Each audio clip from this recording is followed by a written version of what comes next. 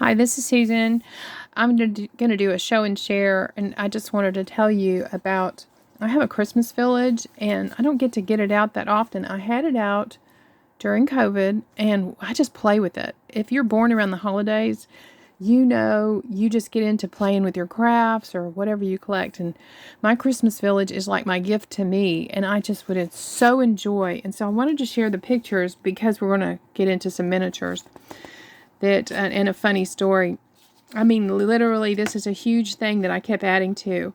This was all on the coffee table. I would just transform the living room into the whole village scene. And you can never have enough buildings. If you collect any kind of village stuff, you just go crazy with it. You can't. So this was the whole coffee table. This is like the town square.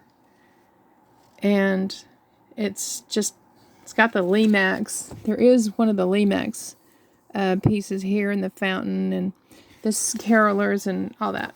So this was the upper district. So this was over to the side, and I even put wallpaper up to be the backdrop. I mean, I hate to tell you how many buildings. You can just count them as we go. But this was the upper district. These were the tall, thin buildings. And the firehouse, the school, the library, those kind of businesses, the doctor's office, they were all tall and thin. So I just put them into a district area. And then up here is the countryside. And, well, actually, this is the houses. These are my Victorian houses on that level. Okay, this one, I really liked this, and I started getting into the wharf one year. And these pictures are from many years back.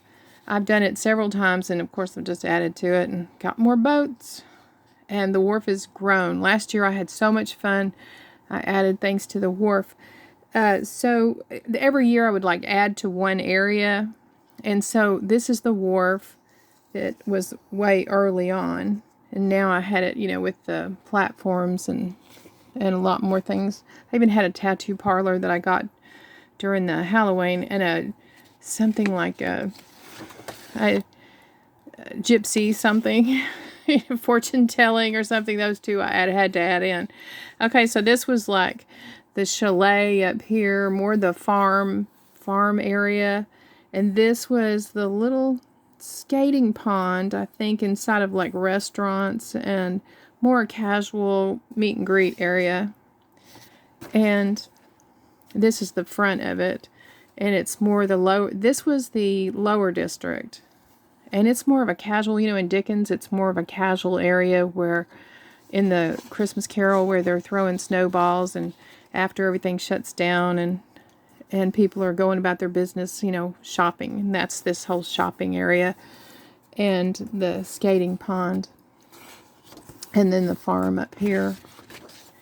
And you can see from this picture and I'm telling you, this was years ago, just how massive. And it just, goes back. This was the whole shopping area. Oh my gosh. And then I'll just show you this last one. This is the skating pond.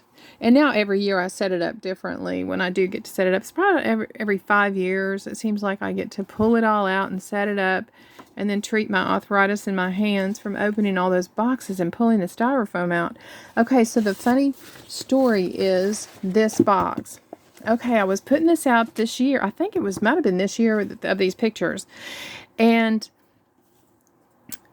that there was this story on the news that I was listening to. You just put TV on and mindless TV. And so there was this story. I want to show you this. My friend made this, and it's so adorable. And her name is Sharon. And so I'll let you look at it while I'm talking. So it's a unicorn, and she designed it. It's just precious. And so there was a story on that said there was more deaths at Christmas time and more heart attacks. And that caught my attention. I was thinking, wow, that's sad. Really? And so then I was opening this box I had bought, and I went, it looks like a funeral parlor. Okay, so look at this box. See, it looks like it's supposed to be just a Victorian house, but the formal entry and then the double doors over here. Well, okay, so what did I do? I had to turn it into a funeral parlor next to the church. And so I had to make a whole bunch of cemetery stuff. And so I want to show that to you because it's made out of polymer clay. But let's look at these other things. And I just think that's so funny. And I just love pulling it out. And so I am using in my Halloween haunted house that I made a few years ago. I did use these for the cemetery. So you'll see them. Okay, so Sharon made this. I did the mermaid, and I showed y'all the mermaid under glass. And she did the unicorn. And she was so smart, she did a little pearl up here to look like the moon. And let's see if we can zoom in on it. But it's just adorable. The only thing is that these charms do oxidize. So I may have to, well, I did kind of wipe it a little bit. But even under glass, they kind of oxidized. So I think that's so sweet and cute. Now she has that site Flitteryby, and she is the one that makes my doilies. She can actually make them out of thread, and she tats them, and she can crochet miniatures. And so if you have something special that you're looking to have made, you know, Flitteryby with a flittery with a Y, by, and she's on YouTube, and she's also on Etsy. And her name is Sharon Nielsen, Nielsen, Nielsen. So you could contact me. Anyway, this was at this was really cute and old world looking. This was at Hobby Lobby. I got this, I don't know, a year ago, but I saw it was still there. And then I had gotten these two. This one has a rose in it, but I saw this shape tube on I think it was Temu. They put a little bit of chain around there, so I think that's kind of neat with the chain and the dried up rose inside of it, of a love lost, dried up. And then this has little scrolls in it, and that's one of those miniatures. These are, I'm kind of emptying out everything in my haunted house to show it to you and make things. We were making things too. So this was off of Temu, and it didn't really say what it was. So I don't know if you've seen this, but it's a little Ouija board, and it has the little guide here. I don't know, guide or whatever that you put your hands on, but it fits in the little drawer. So I don't know if they know what a Ouija board is to call it that. I don't know. I've had it a while, so I know you can look for it. And it seems like it's out of wood. Really cute. Little bitty thing. Definitely a miniature.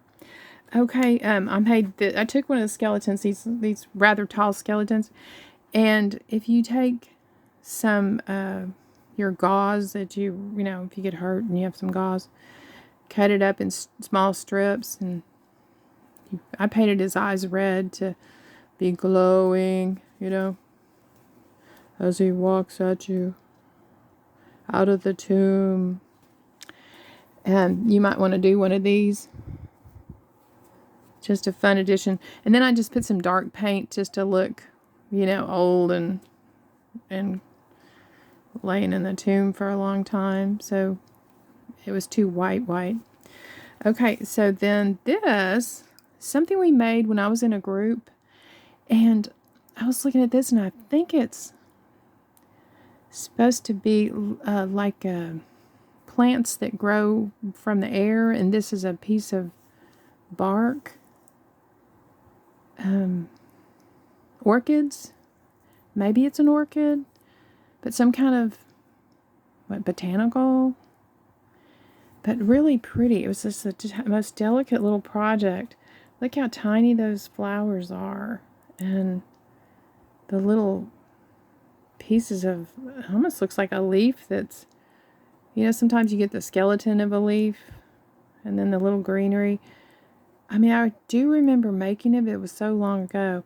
But I was going to put it up on the wall like the witch, you know, is growing her own flowers to put in her potion. Okay, so I had somebody write me, and they were talking about they were going to use the fan blades that I've been making, you know, obsessed with lately, that they were going to use that to try to recreate a mangle.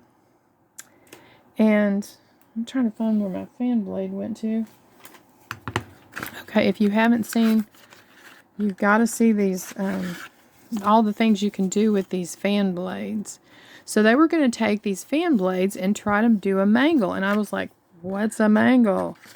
And I kind of thought I'd heard that word before. And so she sent me the link. And so I looked it up. And lo and behold, if you look it up, there's a Victorian. Look up Victorian mangle. And so interesting. It almost looks like a torture device for your haunted house. But I wanted to show it to you because she was right. She could use that. I'm really hoping she'll send me a picture and I can show y'all that when she finishes it. But you put your clothes through there, you know, and you crank it. And it was really neat because it can fold down underneath the tabletop and then come back up as you crank this lower part. And the stand is there. And then it sits up. And then, you know, when you get through, you put it back under and drop and put the table back on tabletop. So anyway, look up a mangle. That was really cool. So I'm going to try to turn this one into the base part. I don't know if I'd do the Victorian. I don't know how she's doing it. I'm just going to try to, I was just going to do like the metal. I've seen the metal kind, the ringer washers. So I may just do that for my dollhouse. But anyway, so let's look at these. And let me tell you, you know, I reached my 1,000 subscribers. It took me only 8 months, but I'm giving gifts away. So I want to tell y'all to, you know, to look at my videos to see, who wins the gifts. Okay. So these are made out of polymer clay. But I thought you'd find them interesting. I'm going to have them in my cemetery, but we can't go through them individually. But each one is different. And all you do is lay out your clay really thin. It's not very wide at all. And the polymer works great in this. You can write on it real well. I think it's even better than using the air dry DOS. Okay, so I took a few different colors so that it would kind of look like granite. See the mix? There's like a pink and a blacky gray, and then this taupey kind of color. And then I just put this little base on it so I could paint that greeny dark, you know, it's kind of a greenish, blackish. Needs maybe a little bit lighter, but you know how everything's so dark in a haunted house. But you can see this, I carved in a cross into this one. And then it has dates. Now here's a good one. And distress them. So you can see a little bit of carving. You can't really make it out, but it's there. This is a good one. Has like a little bird perched on it. Like maybe it's a child's grave. Some sit low and some sit high. You know how that is when you see a cemetery. Some are grand. You know, when it's a baby, it's not always a big one. I know my grandfather's mother had 13 children and lost 6. That's something to have that many. He was the oldest of the 7 that survived. Yeah. Okay, so this one's got a little cross up here. It's got an interesting, if you can see these in the color. It comes up a little bit and back. So you might get some ideas from these on ones to make. Now this one kind of has a little crown going on. And then, oh, this says Scrooge on it. And then it's got his born date, but not his death date. That's debatable. But yeah, that one says Scrooge. That's why it's got the crown, I guess. He'd have to have something really fancy big.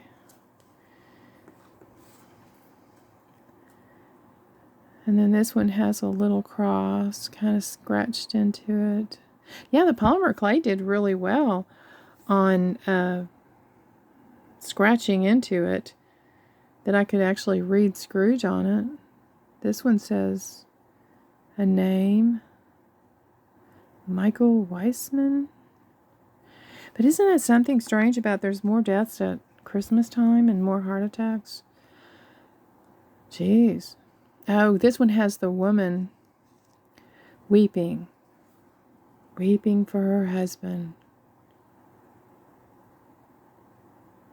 Or a beautiful woman that died too young. The name's Everett on this one. Yeah, do it with the polymer clay. I can't believe I can actually read these. And I don't even remember. It was so long ago that I made these.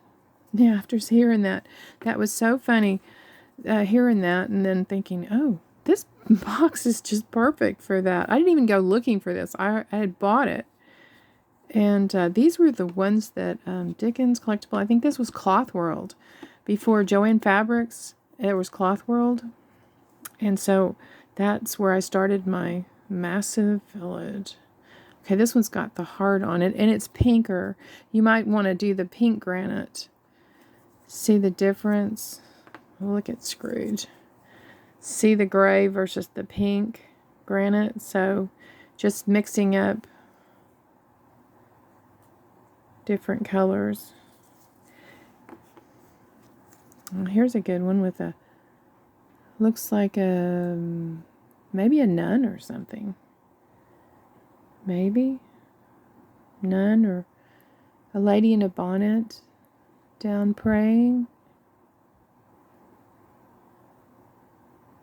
When I see my old stuff, I think, oh my gosh, I had more talent when I was younger. But I have more experience now, so I should be better. But these were, I mean, they're so detailed that I really recommend the polymer clay if you're going to do these. It seems to hold really well and make these figures on it. And then the last one, a little bitty cross. A little sweet one for the foreground, and then the background is the bigger, taller. Anyway, I just thought I'd share those with you, and I want you to be on the lookout for my haunted house. I'm going to bring that out and show that to you, and I'll put out the cemetery first. I'll set that out. And so thank you all for subscribing and being part of my 1,000 subscribers, and any of you that are new, which I've noticed that I'm getting new people. I'm so excited to have you on board, and I thank you for subscribing, because, you know, I'd love to give gifts out. And I'm doing right now, I've been thinking of giving gifts to the people that started with me, and then I'm going to start drawing from everybody, from all the subscribers that write in. Okay, so thank y'all so much. Bye-bye.